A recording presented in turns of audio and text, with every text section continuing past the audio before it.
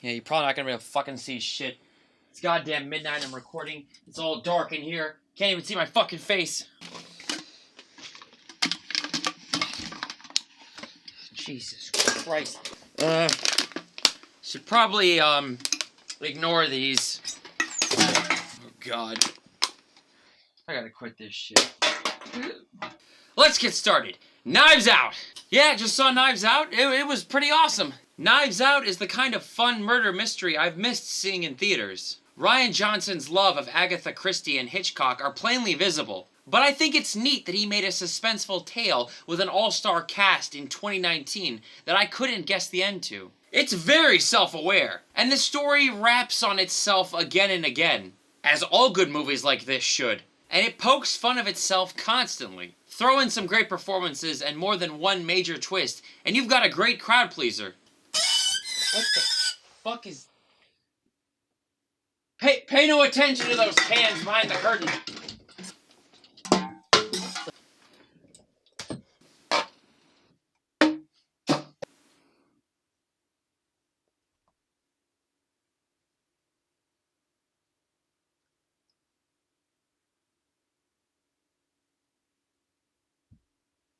The movie opens eloquently. You'd almost think it took place in the time of Christie's novels. The renowned crime mystery writer Harlan Thrombey, played by Christopher Plummer, is found dead in his mansion by his housekeeper. His body lays comfortably on a sofa, blood strewn out from his slit throat. The housekeeper is startled, but doesn't completely drop the tray of breakfast she has prepared for him. It wobbles, but she catches most of it before it hits the floor. She says, "Shit," too, at this, neglecting the dead body.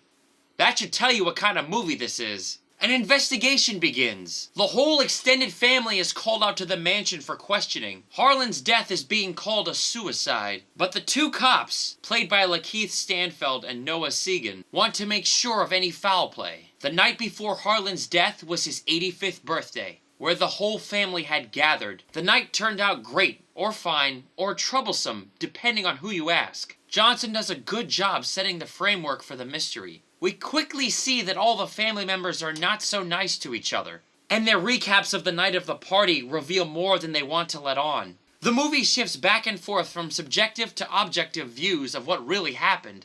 I suppose it's a little strange that we are told most of the truth for a lot of these people relatively quickly. They've got a lot of things to hide from the night. Harlan's son-in-law, Richard, played by Don Johnson, his son, Walt, Michael Shannon, his daughter, Joni, Toni Collette, and grandson, Ransom, Chris Evans, all had bad final encounters with him. I won't go into more detail, but they've all got motives for his death. And as Lakeith and Segan question them, in the background quietly sits Daniel Craig's Benoit Blanc.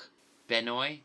Timely pressing piano keys at reveals in the questioning. He's out of focus, almost invisible at first. And finally the family members begin asking who the fuck he is. The third detective, yes, but not sent by the police. He is there of his own accord, at the behest of a client, he mentions, to solve this tangled case. He has a heavy southern accent, and speaks in silly syllogisms that'll have you rolling.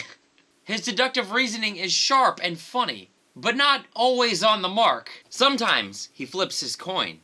We got a light source again, people! Jesus Christ, has it been that long since I started filming this? Oh. I do apologize for how long these things have been taking me. It's actually, daylight now. But rest assured, my banging days are done. They're done.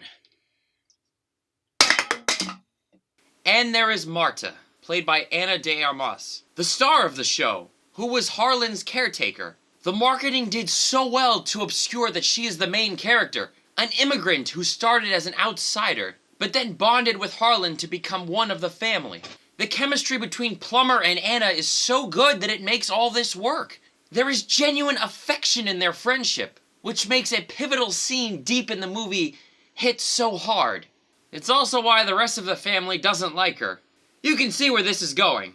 Marta has a condition where she vomits if she lies. The thought of being dishonest makes her physically ill. It sounds stupid, but the movie makes it work. And Blanc uses it to his advantage. The cutaway from her questioning to the real events of the night are magnificent storytelling. and is just another example of how Johnson is a great filmmaker, even if his movies end up uneven sometimes. He got far too much hate for The Last Jedi, and even though I have a love-hate relationship with that movie, he did not deserve what the fandom did to him. I won't go into much more detail as to not spoil anything, but there are plenty of twists and turns in the movie to keep you invested. It does drag a little much in its second half, but it's okay, because it leads to one of the best crowd-pleasing moments I've seen all year. Knives Out is great fun, with a terrific cast playing along all the way, and Rian Johnson acknowledging how ludicrous his movie is all the while, with all his characters pointing it out. And Daniel Craig giving one of his best performances as a quirky Sherlock downgrade who's just so much fun to watch. I enjoyed Knives Out a lot. I liked its funny take on a genre and movie we have seen so many times before, and giving it a new-ish spin, with a good final twist ending that isn't predictable or impossible. I felt things. I panicked desperately in that pivotal scene.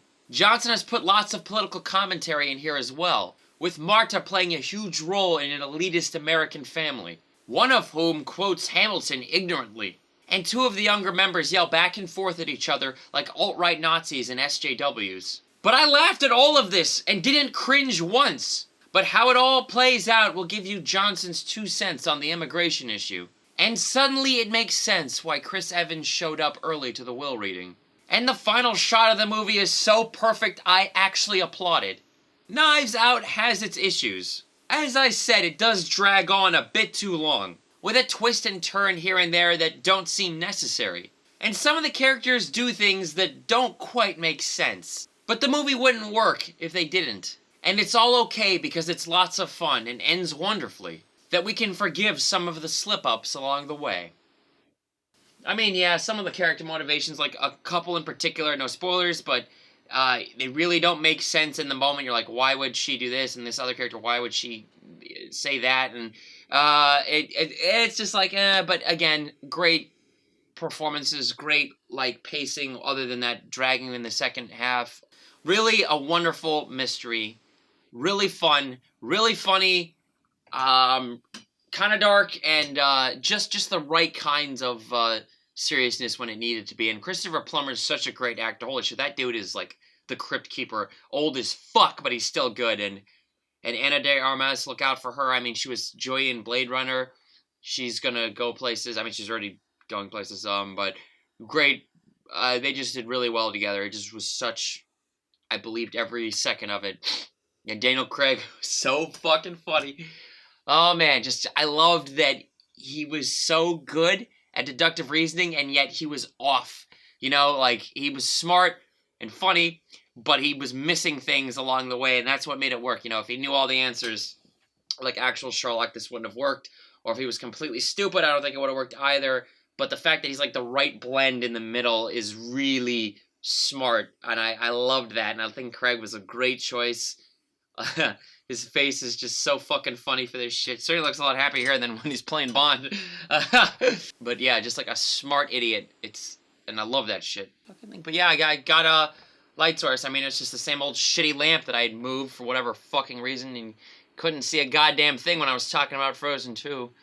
Electric Boogaloo.